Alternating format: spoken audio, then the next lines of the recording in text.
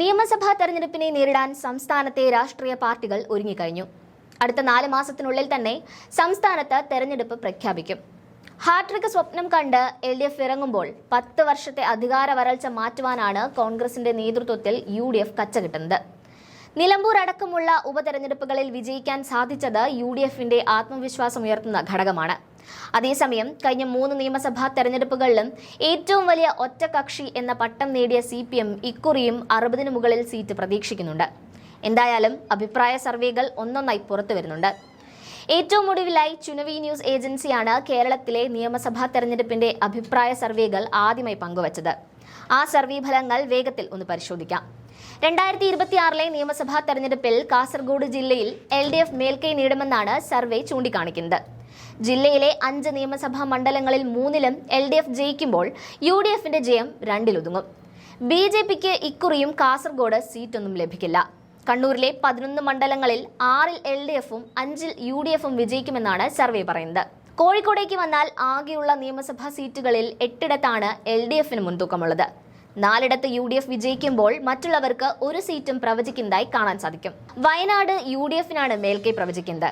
3 സീറ്റുകളിൽ 3-ഇടത്തും UDF തന്നെ വിജയിക്കും. മലപ്പുറത്തേക്ക് വന്നാൽ ആകെയുള്ള നിയമസഭാ സീറ്റുകളുടെ എണ്ണം 16 ആണ്. അതിൽ 10ഉം UDF പിടിക്കുമ്പോൾ 6-എണ്ണത്തിൽ വിജയം LDFനൊപ്പം നിൽക്കുമെന്നാണ് സർവേ ചൂണ്ടിക്കാട്ടുന്നത്.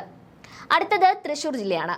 ഒരു സീറ്റ് BJP ഈ ജില്ലയിൽ ജയിക്കുമെന്നാണ് സർവേ ചൂണ്ടിക്കാണിക്കുന്നത്.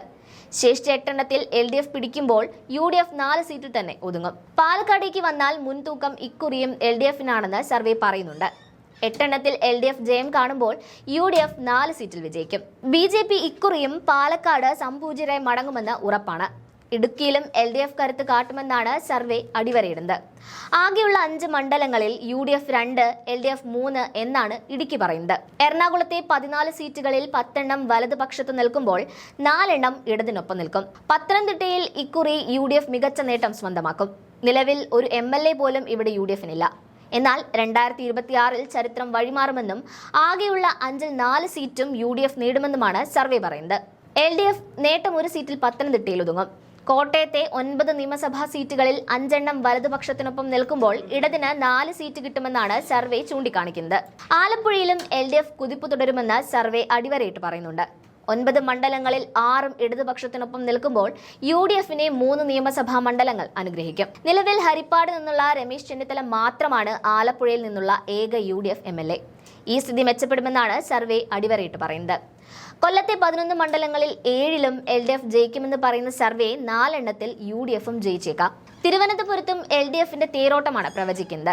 UDF 4, LDF 9, മറ്റുള്ളവർ 1 എന്നിങ്ങനെയാണ് സർവേ ചൂണ്ടിക്കാണിക്കുന്നത്. ആകെയുള്ള ഫലം നോക്കുമ്പോൾ 72 സീറ്റുകളിലാണ് ഇക്കുറി LDF ജയിക്കാൻ സാധ്യത കാണുന്നത്.